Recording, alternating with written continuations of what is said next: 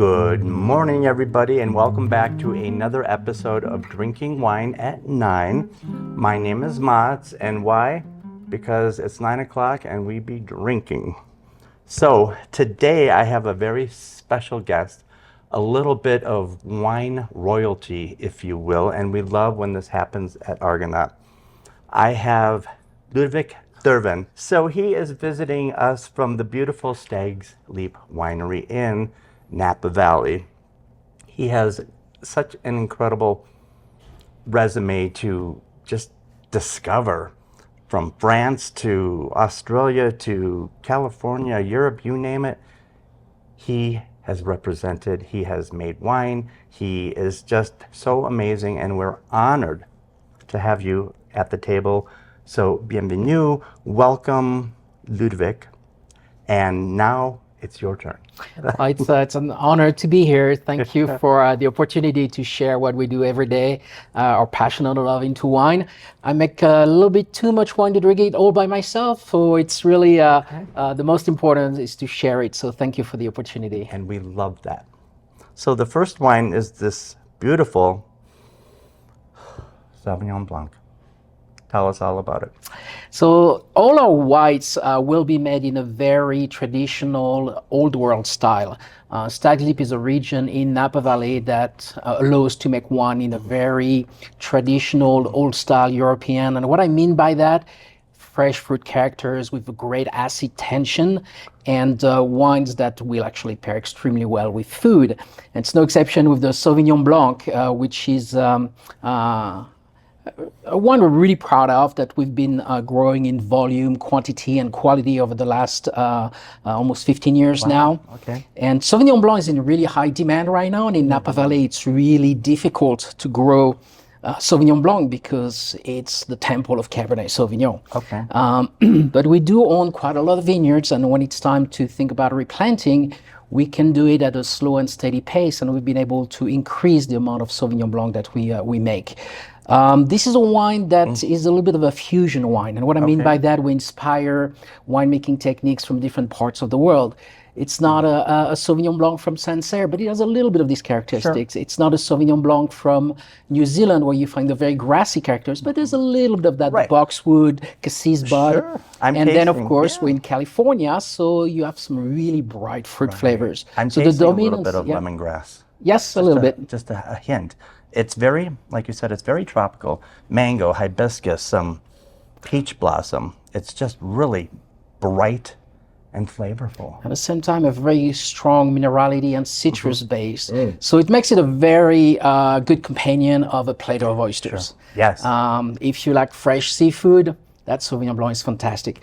Also great by itself on the hot summer days, or like a March. Yes, in March now. Denver, we're in the 80s and 90s, and welcome to our little heat wave. And this would pair beautifully with even a chicken Caesar salad or a vichyssoise on its own. Like you said, it's just so balanced. Yep, absolutely. Number 2, Chardonnay. I love the aroma. Butterscotch, buttercreams, but it's still really austere. So we stick to the same philosophy with the Chardonnay. So very crisp, refreshing acidity. For those who know the term, malolactic fermentation, we don't do any. So we're not after these very oaky, buttery Chardonnay. Sure, it's not our style. I'm not saying it's right or wrong, but our style is very traditional, European style, crisp, refreshing acidity, and a lot of fruit complexity. Yes. It has elegance, it has finesse. It's not your glass of hot buttered popcorn. We've had those in the past and they're appropriate, but today it is about structure, balance, elegance, finesse, and just taste. So this wine I could summarize as Chablis meets Meursault. It's not a Chablis, it's not a Meursault, but there's a little bit of both. So about 25% of the wine is fermented in stainless steel tank, like they would do in Chablis. Hence the minerality, hence the citrus flavors, the lime, lemon characters. Sure. Then 25% fermented in brand new French oak barrels would be more of the Meursault classic. Right. And then the last 50% neutral French oak barrels. Okay. Short time in oak. The oak is there to structure the wine without giving too much aroma. So it's a great wine to pair with almost anything. Right. I call it a four-wheel drive. I like it goes on every terrain. My favorite pairing will be the Waldorf salad. I like that. Because you get the fruity, the nutty, the greenness, so it's a great wine to pair with that. It would hold up to anything that is a lighter meat or something that's just so complimentary. White poultry in a creamy sauce, a risotto. Oh yes, wild mushrooms. I like that. Yeah. Which takes us to our first Stag Leap Winery red blend, and I'm smelling Cabernet and Merlot and a little Malbec without tasting it. So tell us all about that. One more, Petit Syrah, which is very well known for. Yes. So the blend is a blend of, how you say, Merlot dominant 40%, then some Petit Syrah 30%, Cabernet Sauvignon 20%, and 10% Malbec. Beautiful. So in Europe, they make wines that are not necessarily a varietal wine, but they really play the complexity, the richness by making the varietal play against each other. And Merlot Petit Syrah is an awkward one when you think about it, because you have the very silky, velvety, fresh fruit characters of the Merlot, the delicacy, the finesse, almost a feminine wine, with the Petit Syrah, which is all bold muscular structure. So it makes a wine that is a little bit of an iron fist in a velvet glove. Oh yeah, I like that, because it just has power and depth and flavor. It has it all in this little bottle. So I've asked other winemakers this question over the past few years. What is your driving passion or your source or your muse in making these really great wines? It's funny you say that, because we do make a wine called the Muse, actually, which is an inspirational wine that we make every year that is for direct retail. But the drive is really to create something year after year that has similarities, but also still represents the vintage. Sure. 2020 was a very challenging vintage. Yes, it was, even for everybody else involved. Everything. And so it's, it brings you back to that time and the pride of making something that is still so approachable, clean, fruit-driven. Right. It's everyone is approaching a different way, but you gotta really keep that consistency despite the variations of the vintage. And maybe that's key, because you really have delivered, and now these go by so quickly. We're on our fourth and last wine from Stag Leap Winery, the Cabernet.